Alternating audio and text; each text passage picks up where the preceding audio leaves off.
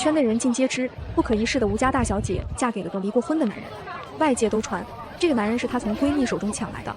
人人都说吴佳瑜作恶多端，所以生出个不健康的孩子是她的报应。但她不这么认为，她和傅明渊是真心相爱。当年若不是闺蜜拿钱威胁傅明渊，傅明渊才不会和她结婚。更何况傅明渊都离婚了，并和吴佳瑜有了女儿，但宝宝在生下来那刻便确诊了瓷娃娃病，骨头脆弱无比，轻微碰撞就会骨折，像瓷器一样易碎，长到2岁还不会说话。曾经无数个夜晚，吴佳瑜靠在傅明渊怀里哭。阿渊，宝宝得了这种病，真是我的报应吗？傅明渊轻轻拍着他的后背安慰他，别瞎想，宝宝会平安无事的。这2年，他们几乎看遍了全国所有医院，仍然无法根治的情况下，吴佳瑜带着女儿去国外求医。傅明渊在国内替他打理公司，每周末飞到洛杉矶去探望他们母女。无论刮风下雨，他从未缺席。就在今天，学医多年的朋友打来电话，问他为什么住在国外。国内没治疗的方案。朋友诧异，怎么会？我记得我给傅明渊发过邮件。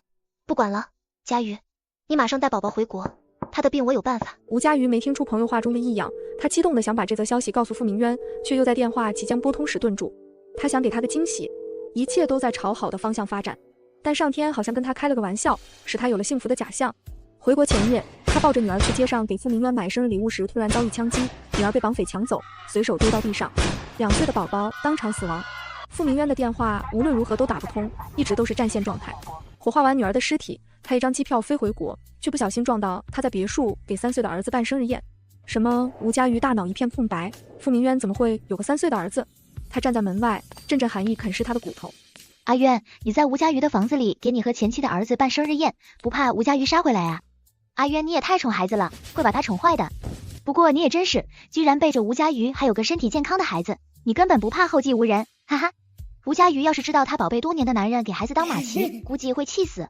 这些话一字一句传入吴佳瑜耳中，他僵硬地转头寻找傅明渊的踪影。他不信傅明渊会做出这种事。他明明说过他和慕欢没孩子的。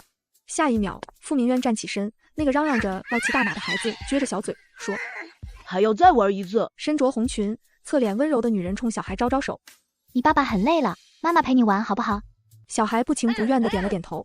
傅明渊抱住他：“别，爸爸陪你玩，不许烦你妈妈，你妈妈很累了。”接着他走过去，在慕欢额上落下一吻。吴佳瑜脑中紧绷的弦彻底断了，他像是失去理智般冲进去，原本嘈杂的场面瞬间安静下来。没人会料到吴佳瑜在这时候回来，包括傅明渊。吴佳瑜站在门口，猩红的双眼盯着他，一言不发。最终是傅明渊先打破僵局：“你回来怎么不提前打声招呼？”傅明渊出口便是质问：“我扰了你们的局势吗？傅明渊，我给你打那么多电话，你为什么不接？”吴佳瑜嗓音哽咽，他每说一句话，胸口便会抽疼。傅明渊这才想起手机被他和慕欢的儿子浩浩当作鱼食扔进鱼缸，死机了。他有半年没回过这栋别墅了，原本他熟悉的家完全换了个模样。墙上的全家福换成他和慕欢的，整个家里的布置全部焕然一新，不知道的以为慕欢才是女主人。吴佳瑜只觉得全身血液倒流，他开始头晕恶心，不愿面对爱人背叛的事实。但事实就摆在他眼前，无论他怎样逃，都逃不掉。气怒之下，他一巴掌甩到傅明渊脸上：“你不是说你和慕欢没孩子吗？”众人倒吸一口凉气，浩浩被他吓到，张开嘴哇哇大哭。慕欢边哄孩子边跟吴佳瑜道歉：“佳瑜，你听我解释，当年是我有意瞒着这事，都怪我，是我没有告诉阿渊。抱歉阿渊，是我扰了你们夫妻间的安宁，对不起。”傅明渊最不忍看慕欢低三下四的模样，他心疼，转身看向吴佳瑜时，眼底满是不屑：“我只不过给我儿子过个生日，你有气冲我发，吓到他们干什么？”他的儿子叫的可真亲，那他还记不记得自己有个患罕见病的女儿，从生下来就一直遭遇病痛的磨难？傅明渊忘了，他显然全忘了。从始至终僵持这么久，他从未问过吴佳瑜为什么突然回来，也没问过一句女儿在哪儿。佳瑜，你别闹了，先让我儿子把生日过完。你这么针对他，他会记一辈子的。不要故意毁掉他的童年，就当给我个面子。给他个面子，吴佳瑜给够了，也受够了。吴佳瑜勾了勾唇角，像是自嘲：“我没有你心那么大，闲到和你一起给前妻的儿子过生日。”他上前一把推翻足足有8层的奥特曼蛋糕。不仅如此，他拽掉了所有令人作呕的生日装饰。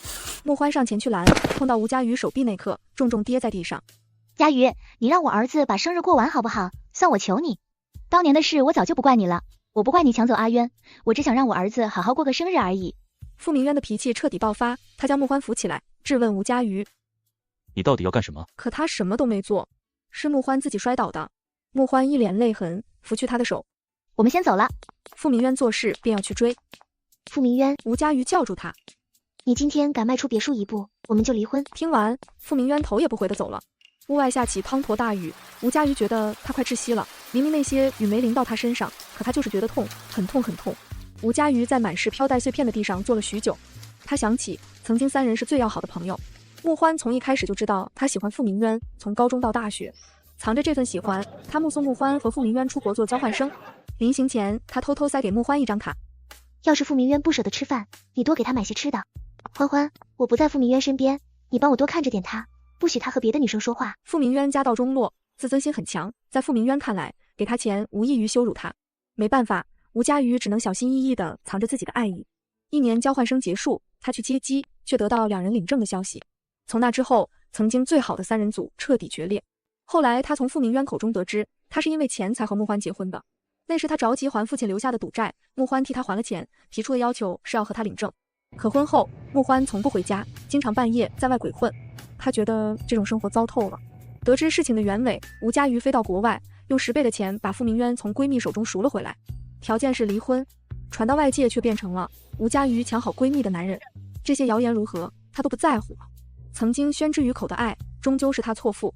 半晌，他拿起手机打了通电话。沈静野，你能帮我一份离婚协议书吗？电话那头的男人正愣住。你要和傅明渊离婚？沈静野，你当年说的话还作数吗？当然，我说过，只要你愿意，我随时都能娶你。吴佳瑜失眠了一整晚，直到天边泛起鱼肚白，他才缓缓睡去。没睡多久，他突然转醒，感觉到身后的男人正死死地抱着他，是傅明渊。他曾经当宝贝似的养着的傅明渊。松手！吴佳瑜心底泛起一阵恶心，傅明渊不放，反而将他抱得更紧。老婆，我和穆欢没什么的，我们已经离婚了。你不信的话，离婚证就裱在墙上，你抬头就能看见。刚结婚那段日子，因为外界的流言蜚语，吴佳瑜常常没有安全感。傅明渊干脆将离婚证裱在墙上的相框里，让他时刻都能看到，也片面地证明他现在是吴佳瑜的人。可现在的吴佳瑜彻彻底底看透了眼前的男人，有没有离婚对他来说根本不重要。察觉到怀里的人没了动静，傅明渊松了手，吴佳瑜趁机从床上起来，将桌上摆放着的离婚协议书丢到他身上。签字。老婆，你确定要和我离婚？这次和我们平常的小打小闹可不一样。傅明渊故意提醒，他和吴佳瑜从高中就爱对着干，任课老师们都知道这是对欢喜冤家，就连结完婚，他俩还是如从前那般。傅明渊爱生闷气，每次吴佳瑜都要哄他好久。去年生日2人吵架，吴佳瑜买下一座游轮，在游轮上拉起横幅，态度诚恳地给他道歉。傅家家道中落后，没人会像从前那般捧着傅大少爷，吴佳瑜此举也算是为他撑腰。有次是傅明渊出去谈合作时被女总裁递房卡，吴佳瑜得知后当众掀翻了与他的合作。你没资格拿钱羞辱我的阿渊，几千万的合作就这么打水漂了。他真的爱傅明渊爱到骨子里，所以当吴佳瑜将离婚协议书摆在他眼前时，傅明渊是不信的，但他的态度很坚定。吴佳瑜，这次我可没有那么容易被你哄好。不知何时起，他对吴佳瑜说话总带着一股高高在上的意味。吴佳瑜扔给他一根笔，我绝不后悔。话落，傅明渊干脆利落地在离婚协议书上签了字。他知道这次是他做的有些过分，那又如何？他们之间拌嘴吵架是常有的事，最后道歉，这事也就翻篇了。但这次没有傅明渊想的那么简单。手续我会交给秘书去办，1个月后民政局见。说完这句话，吴佳瑜不带丝毫犹豫地离开了。再撑1个月，他就能和傅明渊分开了，从此之后再无瓜葛。昨天生日宴上发生的所有事已经在圈内传开了。当年吴佳瑜为和傅明渊结婚，几乎是跟整个家族断绝关系，是父亲力排众议将他保了下来。他说佳瑜自幼丧母，识人不清，但难得遇到个喜欢的，求吴家长辈成全。长辈们还是难松口，最终吴父为成全吴佳瑜这桩婚，在列祖列宗前割断自己1根手指，发誓死后轮回，下辈子定还会投胎到吴家，报答吴家。长辈们爱屋及乌，终于应下。这些都是吴佳瑜和傅明渊结婚后管家告诉他的。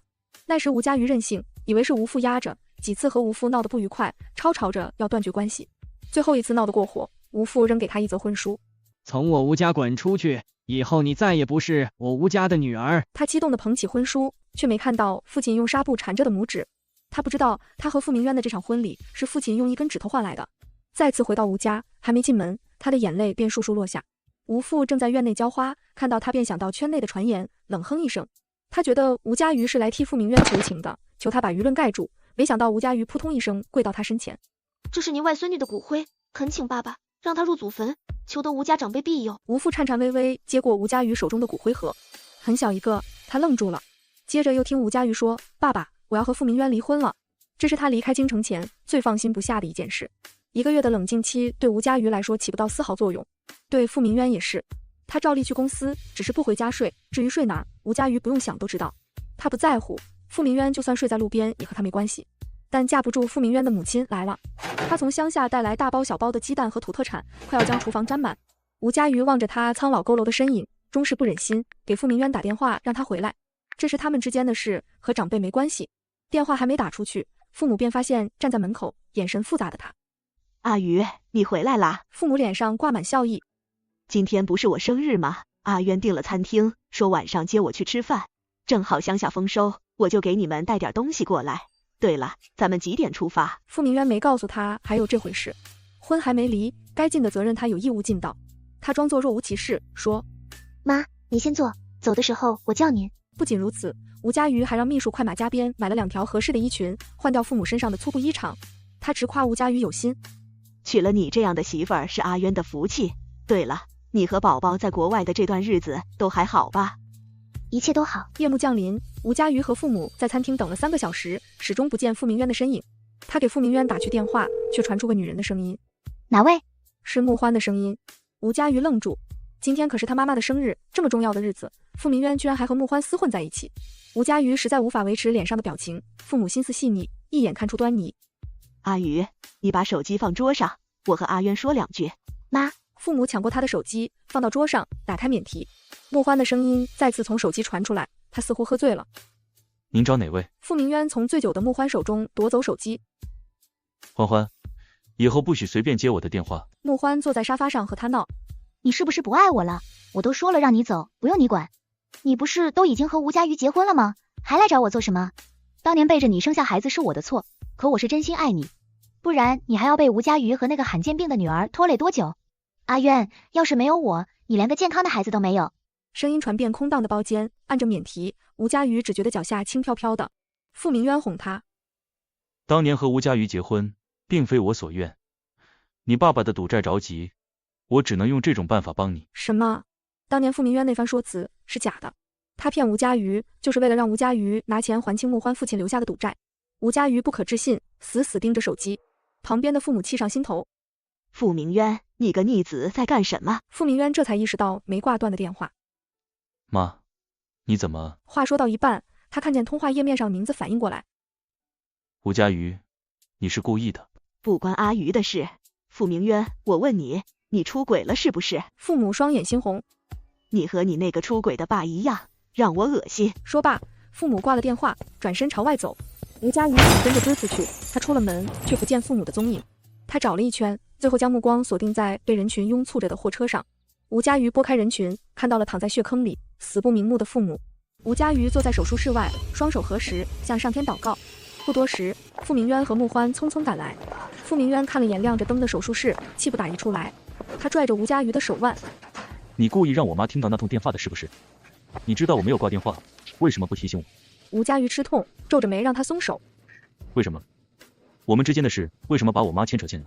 你明明知道她这辈子最恨出轨的男人吴佳瑜，你就非要刺激她，故意害死她。他凭什么把所有的错都推在他身上，不给吴佳瑜反驳的机会？慕欢附和道：“吴佳瑜，你就算再恨我，也没必要拿阿渊的妈妈出气。她年轻时丈夫出轨，赌气和丈夫离婚，跑去乡下生活。眼下她的生活好不容易回归正轨，你就非要这样吗？”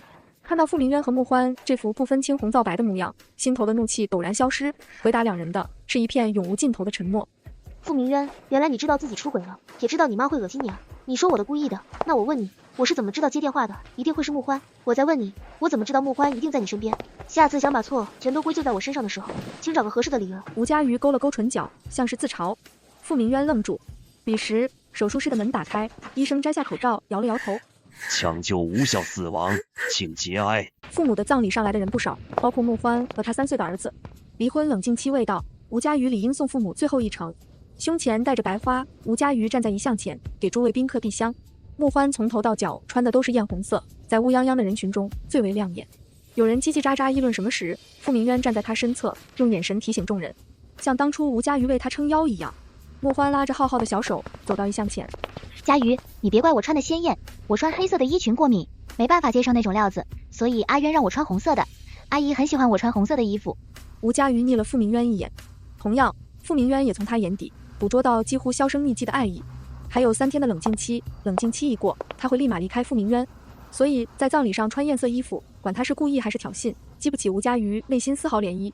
浩浩，给你奶奶上炷香，她到死都不知道傅家有了能传宗接代的人，不像你那患有罕见病的妹妹，这个时候了，亲奶奶都死了，还躲在国外不出来见人，说什么一碰骨头就碎。我们浩浩以后要健健康康的哦。吴佳瑜的眼皮动了动，下一秒，他抽走2人手里的香。木欢，你怕是忘了，我婆婆最痛恨插足别人家庭的第三者，所以你和你的儿子不配给她上香。早年间，傅明渊的母亲是圈子里最有骨气的大小姐，丈夫出轨，她二话不说离婚，一个人去到乡下种田养花，不谙世事，一待就是几10年。被夺香的浩浩转头开始大哭，引起不少人的注意。傅明渊就是在这时候过来的。他安慰好浩浩的情绪，对吴佳瑜说：“你干嘛总跟一个孩子过不去？死的是你母亲，你难道不知道你母亲最痛恨第三者？你让小三和私生子给她上香，不怕她在九泉之下不得安宁吗？”吴佳瑜，傅明渊吼他：“穆欢不是第三者，你才是。”吴佳瑜没想到这话有天会从傅明渊嘴巴里说出来，外人怎样谣传他都不在乎，但傅明渊不行。傅明渊，你有种再说一遍。吴佳瑜的真心尽数被人剖开。穆欢不是第三者。话音落下，傅明渊脸上重重挨了一巴掌。这些年外人怎样诬陷他、抹黑他，他都忍了，因为傅明渊爱他，所以他不去计较那些得失。可现实却给了他当头一棒。他曾经当成宝贝的男人和他的前妻一起，当着众人的面指责他是第三者。吴佳瑜突然觉得肩膀好重，重担压得他喘不过气。傅明渊，我是不是小三，有没有勾引你，你最清楚。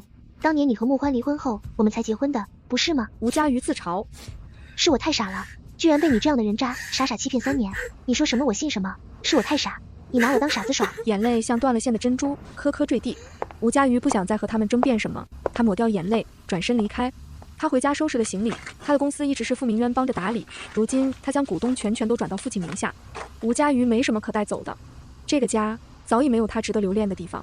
临行前聚会，这是多年来圈内好友的惯例。吴佳瑜订了包间，朋友们接踵而来，夸下海口说不喝的尽兴是不会放他走的。他没刻意端着，举杯喝了个干净。我要和傅明渊离婚了，手续明天办完。冷不防的来了这么一句，场面瞬间安静下来。这些朋友都是知道吴佳瑜有多爱傅明渊的，离婚的原因大家心知肚明，没再多问。佳瑜，那你离完婚之后打算做什么？出国，归期不定。他不想把悲伤的情绪渲染给其他人，于是举起酒杯，让他们开心点。酒喝到一半，有人端着酒杯过来安慰他：“佳瑜，祝你脱离苦海。”吴佳瑜端着酒杯回敬，却发现那人正是当初让自己带着女儿回国治疗的医学生朋友云暖。他出声道谢：“云暖，谢谢你当初为我女儿的病跑前跑后。你和傅明渊真没收到我那封邮件吗？如果有那封邮件，你就不用出国，宝宝也就不会。什么邮件？”吴佳瑜显然不知情。云暖干脆拿过自己的手机给他看，2个月前他给傅明渊和吴佳瑜发去的邮件，底下附有医院和地址名。吴佳瑜愣住，他的邮箱一直登在傅明渊的电脑上，发这么多封，傅明渊不可能一封都没看见。不好的预感涌上心头，吴佳瑜拿起包夺门而出，却在拐角处碰到了穆欢。穆欢晃了晃手机，一脸挑衅：“祝你好运。”吴佳瑜不明白他的意思，他继续往出口走，不等他出门，便迎面和男人撞了个满怀。我妈葬礼还没结束，你就出来喝酒潇洒？吴佳瑜，你现在连半点孝心都没有吗？他抬头对上傅明渊不屑的眼神。是穆欢给你通风报信的吧？吴佳瑜想了想，原来他一直在跟踪我，是你的意思？吴佳瑜轻笑，眼神放在他右手的手机上。他二话不说夺走他的手机，解锁，点开邮箱，往下滑。没有，他返回，在垃圾箱找到了云暖口中的邮件。你拿我手机做什么？还给我？傅明渊欲抢，却先一步被吴佳瑜摆在眼前。为什么要删掉云暖发给你的邮件？不小心。你还在撒谎。吴佳瑜的内心防线再次崩塌。你知不知道有了这封邮件，我就不用和宝宝去国外，宝宝也不会死。剩下的话他没说出口，傅明渊根本不配知道。你是故意删掉这封邮件的，你摆明了想把我赶出国，然后把穆欢接进我的家，是不是？傅明渊，你不爱我，当初为什么要和我结婚呢？傅明渊过于冷静，显得吴佳瑜像个疯子。他轻轻将吴佳瑜搂进怀里。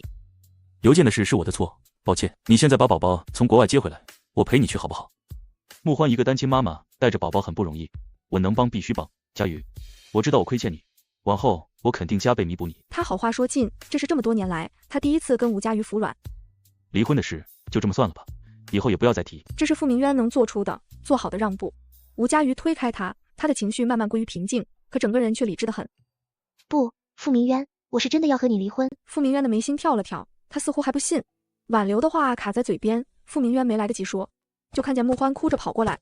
阿渊，不要为了我离婚，你的生活好不容易才回到正轨，不要为了我和浩浩做傻事。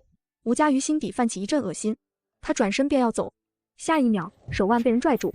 穆欢看到这一幕，直接摔在地上。阿渊，我好疼。傅明渊果断松开吴佳瑜的手，在他心底还是穆欢最重要。晚上，他给傅明渊发去最后一条短信：明天早上9点，民政局见。发出的消息石沉大海，但9点，吴佳瑜还是出现在了民政局，傅明渊没来，不重要了，字都签了，他托了关系，不用本人到场，这证也是能办下来的。想到这儿，秘书的电话打了过来，吴佳瑜刚想开口问他是不是办妥了，就听到秘书颤抖的声音：怎么啦？吴总，民政局说您和傅先生的结婚证是假的，他和穆小姐才是夫妻关系。你说什么？吴总，傅先生骗了您，他当年根本没有和穆欢小姐离婚，那张离婚证也是假的，所以您的离婚手续根本办不下来。那一刻，吴佳瑜彻底失去反抗的力气。原来傅明渊那句穆欢不是第三者，你才是意有所指，是在间接的告诉他事情真相。这些年有无数次发现的机会，为什么非要等到现在？他孤立无援时收到了傅明渊的消息，穆欢闹脾气跑到了国外，佳瑜，你在家乖乖等我回来。视线落在屏幕上半上，他回了句好，接着收拾行李，打车去了机场。路上，他拔掉旧的电话卡，连同傅明渊求婚时的戒指一起扔进跨江大桥。曾经最爱傅明渊的吴佳瑜死在今天，他终于放下一切，坦然离开。穆欢跑到国外的理由很简单，为了故意刺激吴佳瑜。她确实和吴佳瑜是最要好的闺蜜，但那是曾经，是过去式。穆欢从一开始就知道吴佳瑜喜欢傅明渊，很喜欢很喜欢，可她却在国外睡了好闺蜜最爱的男人，还扯了结婚证。她想，吴佳瑜是不会为了一个男人和她生气的，更何况爱情这种事本就身不由己。傅明渊追她追到国外，又哄了她好几天，她才松口跟他回国。飞机上，傅明渊握住穆欢的手，对她说：是我们对不起吴佳瑜，等回国之后你给他道个歉吧。让穆欢和吴佳瑜道歉不可能。他轻哼了声：阿渊，你是喜欢上吴佳瑜了吗？你别忘记你和他是假结婚，我们才是真的夫妻。傅明渊没忘，所以他才会觉得对不起吴佳瑜，欺骗他这么多年。当年要不是我爸欠了一屁股债，我哥不管，我是不会舍得让你委身吴佳瑜的。穆欢牵起他的手：现在你有吴家的公司了，事业蒸蒸日上，咱们就这样过一辈子好不好？傅明渊声音干涩：好。下了飞机，穆欢缠他缠得紧，两人在别墅待了3天，闭门不出。回来前，傅明渊问过保姆，保姆说吴佳瑜拎着行李箱出门了，可能是去国外看宝宝了。他没放在心上，直接将穆欢带到了家里。趁穆欢睡着，他走到客厅，拨了吴佳瑜的电话，1个2个10个无人接通。他一连给吴佳瑜发出数十条信息，全部石沉大海。这还是他第一次联系不上吴佳瑜，聊天页面停留在他出国前。佳瑜，你在家乖乖等我回来，好不好？好，他答应得很爽快。不对，吴佳瑜是个眼里容不下沙子的人。他说他去找穆欢，他不可能答应的那么干脆利落。一股惴惴不安感涌上心头，他开始给吴佳瑜的朋友们打电话，得到的回复都只有一个：没见过。吴佳瑜能去哪儿？他猜吴佳瑜肯定在国外陪着他们的女儿，不接电话肯定是在生他的气。傅明渊告诉穆欢要出差，而后包了架私人飞机，8个小时后顺利抵达美国。他没有直接去医院，先是去了趟商场，买了小女孩最喜欢的芭比娃娃和各种玩具，又买了些吴佳瑜和宝宝都爱吃的甜点，才出发去医院。熟悉的医院和病房，却依旧没有两人的身影。傅明渊随手拦了个护士，流利的英文脱口而出：这里的病人呢？我是孩子父亲。护士一脸的不可置信：你是孩子的父亲？小孩的母亲没告诉你吗？1个多月前发生枪击，你的孩子被劫匪当场摔死，去世了。手中大包小包的玩具掉到地上，傅明渊眼尾泛红。你说什么？突遇枪击，绑匪挟持，当场死亡。吴佳瑜为什么没告诉他？他不相信。解开手机，搜索1个多月前的枪击案，页面刷新，他一眼便看到了跪在地上抱着孩子痛苦的吴佳瑜。原来吴佳瑜突然回国，是因为宝宝去世了。而回来那天，他正巧碰到他在家给浩浩过生日，所以吴佳瑜才会提出离婚。他自始至终都没问过一句吴佳瑜为什么回来，而是一味的埋怨他回来不提前打声招呼。傅明渊急火攻心，吐出一口血，血溅到给宝宝买的玩具盒上，傅明渊感受到了锥心刺骨的疼痛。2天后，他踏上回国的飞机，吴佳瑜仍没有回他的消息。他颤抖的指尖敲打在屏幕，一遍遍问他孩子的尸体葬在哪了，没回复，统统没回。此时穆欢打来电话，语气焦灼：“阿渊，你快回来，吴佳瑜的父亲要把我们赶出去。我和浩浩很害怕，你快来救我们啊！”傅明渊回了别墅，才知道吴佳瑜将公司还给了父亲。他走之前什么都没给傅明渊留下。他知道傅明渊不在乎这些，可他就是不想给，那是他的东西。穆欢和浩浩坐在别墅门口哭，看到傅明渊回来，一头扎进他怀里，痛哭流涕。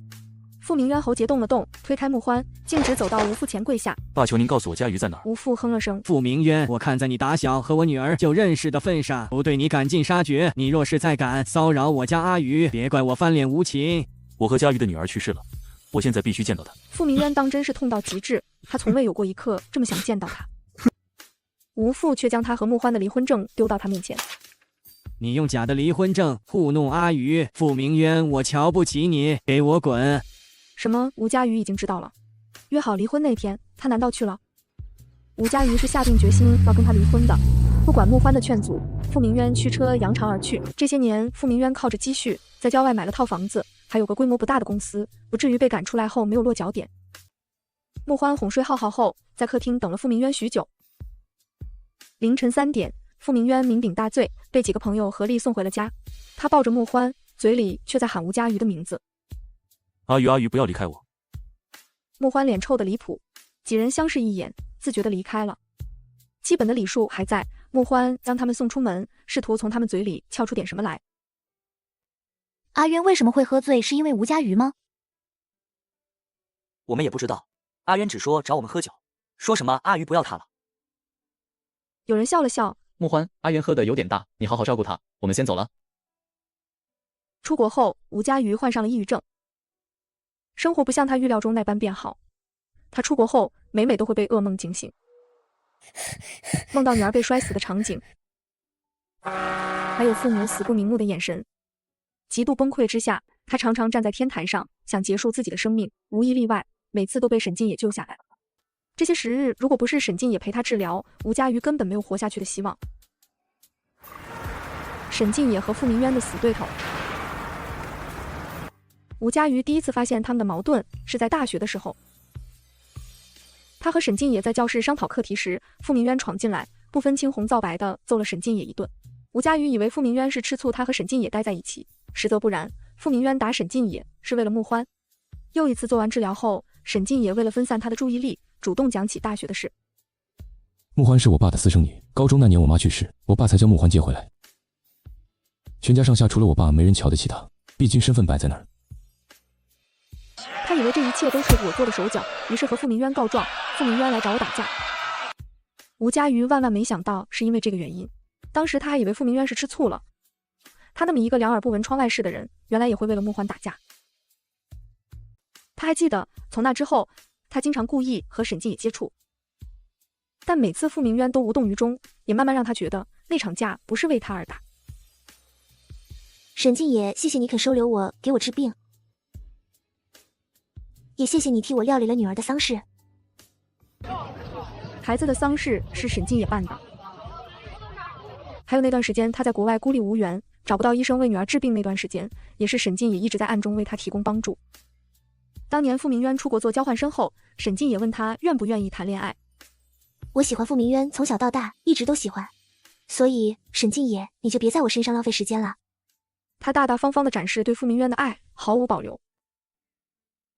他的回答在沈静野意料之中，他说：“我可以等你。”吴佳瑜和他开玩笑：“难不成你要等我一辈子？等我想结婚的或者离婚的时候，给你打个电话，你能二话不说就来娶我？”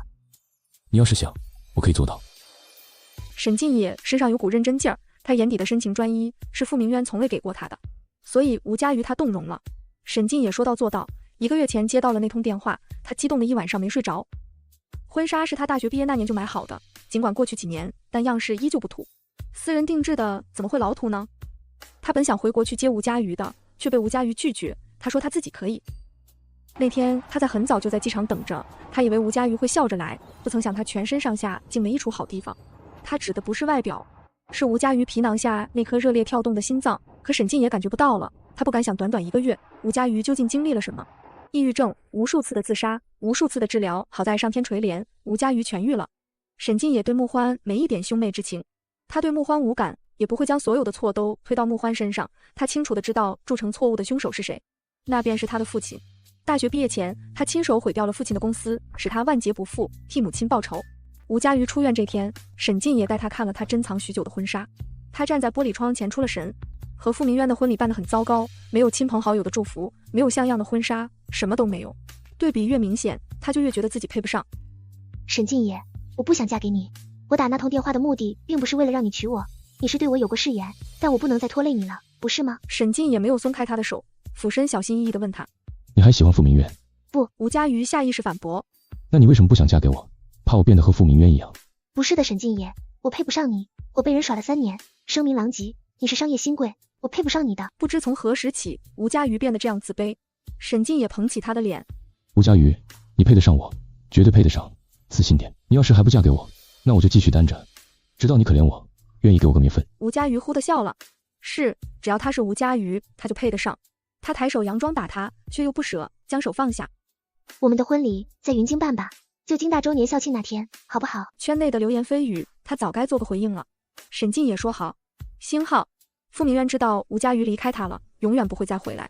吴佳瑜的机票经过特殊处理，只知道他乘坐飞机离开，至于目的地是哪儿，他查不到。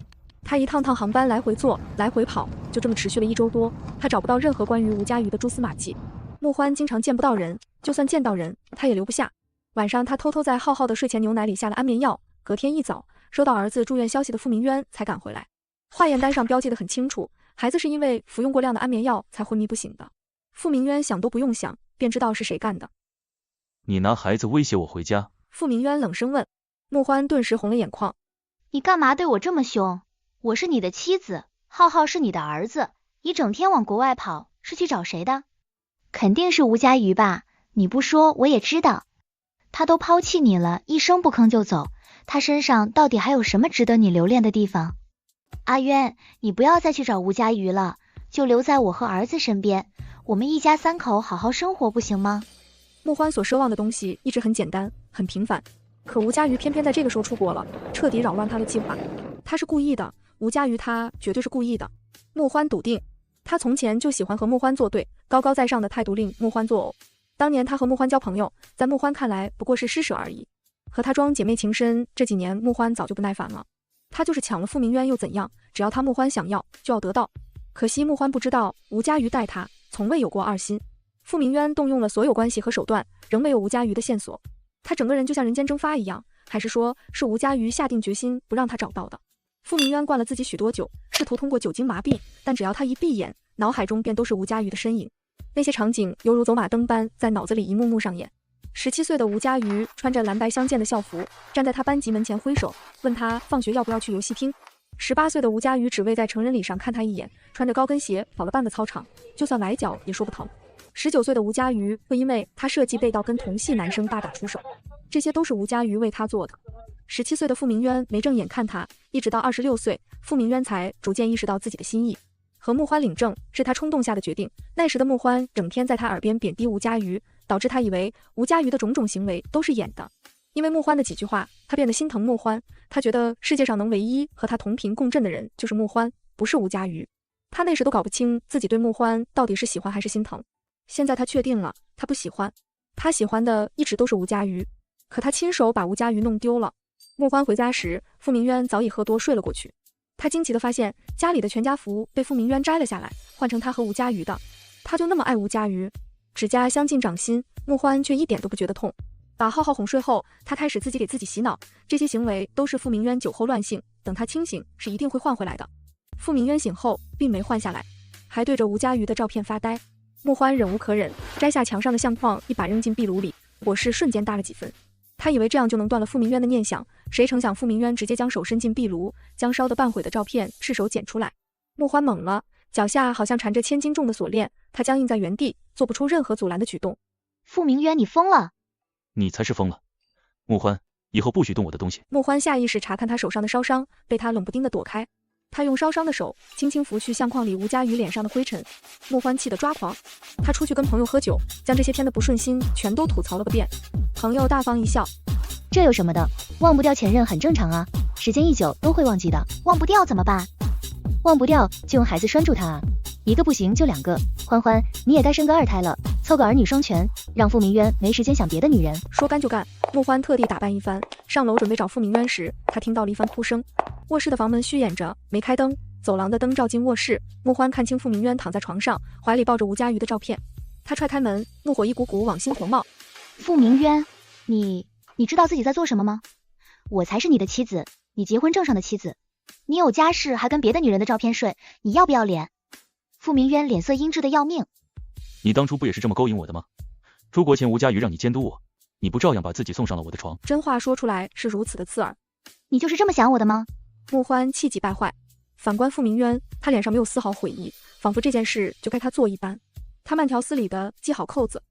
慕欢，我们离婚吧。傅明渊，你说什么？慕欢皱眉，不解地问：你要和我离婚？你要为了吴佳瑜和我离婚？他竟然为了吴佳瑜要和他离婚？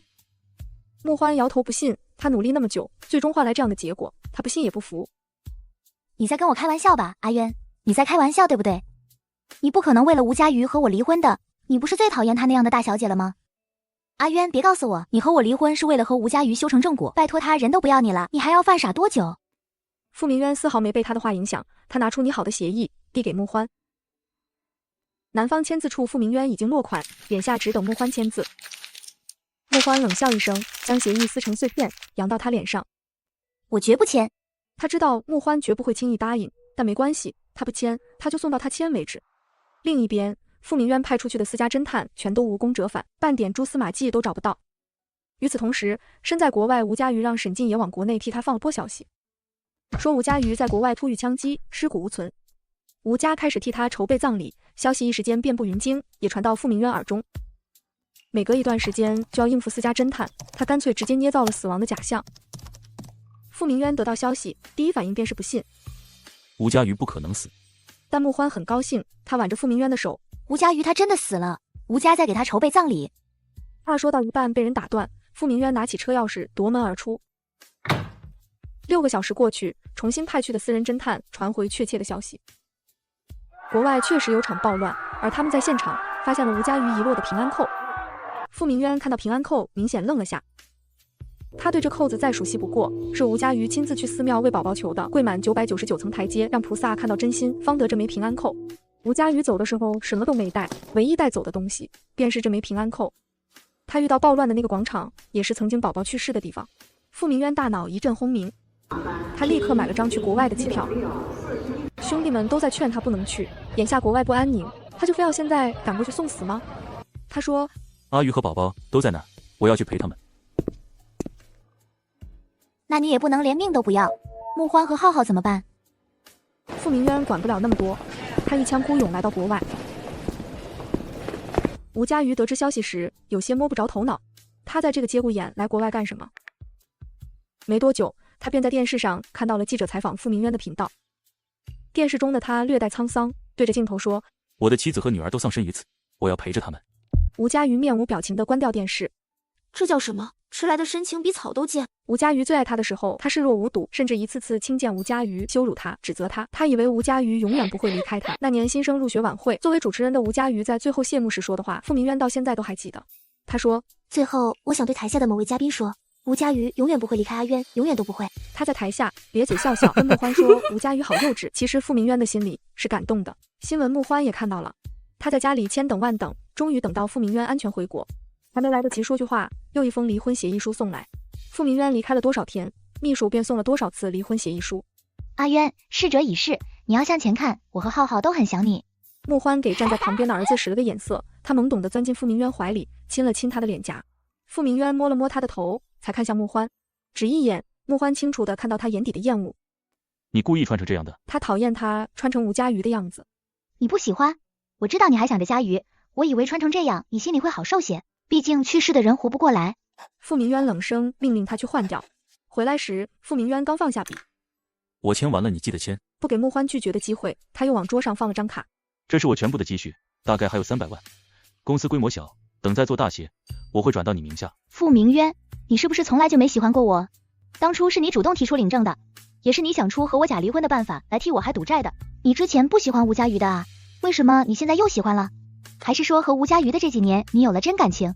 傅明渊，不带这样的，你怎么可以同时对2个女人产生感情呢？你说话，傅明渊，你说话。傅明渊什么都说不出来。吴佳瑜虽然时时陪在他身边，但他觉得吴佳瑜身上始终有那种大小姐脾气，他不喜欢。认识穆欢后，他把穆欢当成和他同病相怜的人。两人经常在吴佳瑜回家或者是不在的时候出去约会。相比吴佳瑜，他更喜欢和穆欢待在一起。当年做交换生时，穆欢拿出临行前吴佳瑜塞给他的那张卡，这钱是吴佳瑜拜托我给你的，他说想让你入赘到吴家，别出国了。我思索再三，还是觉得应该和你说一声。正是因为这件事，傅明渊赌气和穆欢扯了结婚证，但事实并不是如穆欢所说那般。傅明渊本不想把这档子陈芝麻烂谷子的事揪出来的。穆欢，你还装？当年要不是你骗我，我是不可能和你领证的。穆欢哽咽住，你听我解释。不管他怎么解释都没用了，从一开始就是错的。穆欢擦干眼泪，阿渊，过几天京大校庆，我再陪你去最后一次好不好？京大校庆，傅明渊接到过通知，听说学校聚集100位从校园走到婚纱的情侣参加讲座，同时还有优秀毕业生上台演讲。他想，这是他最后能为吴佳瑜证明的机会，让吴佳瑜作为他妻子的身份出席。可吴佳瑜已经不在了，但那没关系，他有吴佳瑜的相片。他拒绝了穆欢。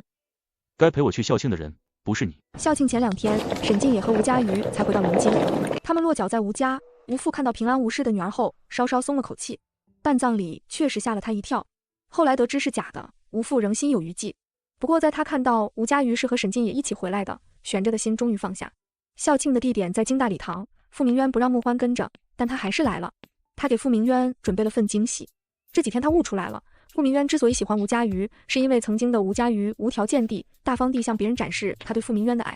既然吴佳瑜能做到，穆欢也能。但他看到傅明渊怀中的照片时，穆欢悬着的心终于死了。吴佳瑜的遗照安安静静躺在他怀中。阿渊，你拿着他的遗照来做什么？我说过，陪我来参加校庆的人不该是你。难道你要和吴佳瑜的？他没脸说出剩下的话，他跺了跺脚，转身去了卫生间。穆欢哭得溃不成军，哭过之后，他要振作，随手抽了2张纸，擦干扔到垃圾桶。他准备回礼堂时，似乎在拐角看到了吴佳瑜的身影。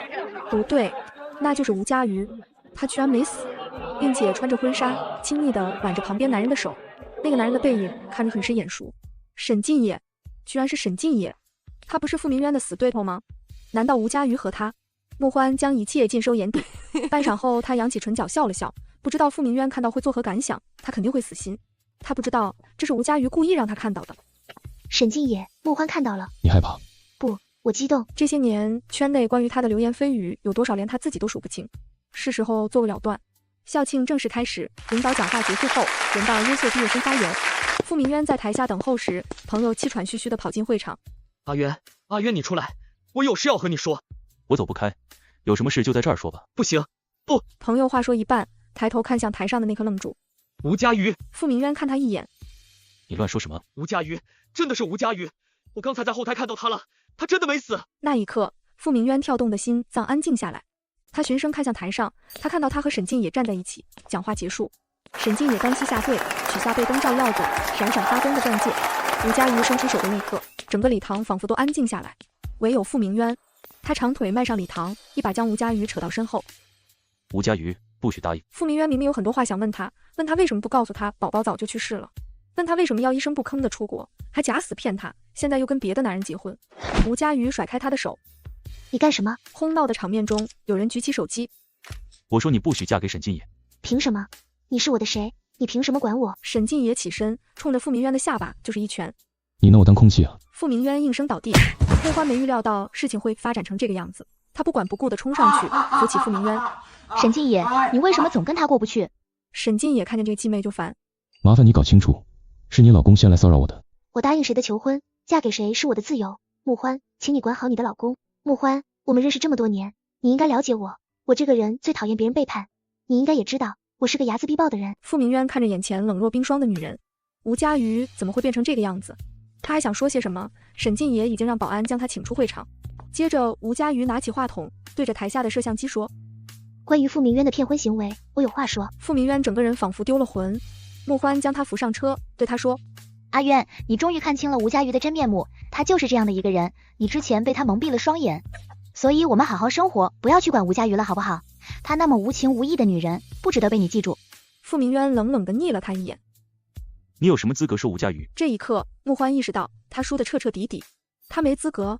陪在他身边的这些年，就换来一句没资格。握着傅明渊的手被他甩开。我和吴佳瑜的事，你别插手。傅明渊，穆欢歇斯底里，你真的是疯了！吴佳瑜都喜欢上别人了，她都要嫁给别人了，你为什么还要傻傻的等她？像她那种女人满嘴谎话，到底还有什么值得你留恋的？你告诉我啊，傅明渊。我21岁的时候就跟着你了，你所有的低谷期都是我陪你度过的。是你说的，你说夫妻就该共患难，你不能因为我当初撒的一个谎，就全盘否定我对你的爱吧？傅明渊不为所动，甚至连个都没说，他就这么静静看着穆欢发疯，就像当初在酒吧门口，吴佳瑜质问他为什么要删掉邮件一样。如果时间能重来，他多想回去抱紧吴佳瑜，永远不松手。他会道歉，他会弥补自己的错误，弥补17岁的吴佳瑜。来不及了，通通来不及了。世上没有后悔药，所以吴佳瑜假死骗他，嫁给别人都是傅明渊的报应，而傅明渊要带着这种报应度过余生。直面的面对过自己的内心后，他才发现他爱的人究竟是谁，所以他不想耽误穆欢，好聚好散是最好的结果了。他知道他对不起他，所以把公司和财产都留给了穆欢。穆欢，是我对不起你，你也欺骗过我，所以我们之间扯平了。至于那封离婚协议书，穆欢是不会签的。这些年来，他将所有的爱和希望都寄托在了傅明渊身上，如今让他离开，给别的女人铺路，不可能，那些都是不可能的。尤其那个女人还是吴佳瑜，他绝不做出让步。既然吴佳瑜是假死，那就让他真死好了。只有他彻底在这个世上消失，阿渊才能忘掉他。校庆结束后，与之一起冲上热搜的还有傅明渊。当年他和穆欢一起密谋算计吴佳瑜的事，彻底在众人面前暴露。而傅明渊对此时的态度是不闻不问，不重要，流言蜚语一点都不重要。重要的是吴佳瑜回来了，他回到他身边了。他花大价钱买了吴佳瑜的行踪，傅明渊藏在隐蔽的灌木丛后，等吴佳瑜开车从吴家出来时，他一股脑的撞上去。吴佳瑜猛踩刹车，他看清眼前的人，解开安全带下车，给了他一耳光。你到底要干什么？阿宇，我们聊聊。吴佳瑜语气坚定，没什么好聊的，请你不要挡我的路。他想走，却被傅明渊拦住去路。看在我们曾经有过孩子的份上，再给我次机会好吗？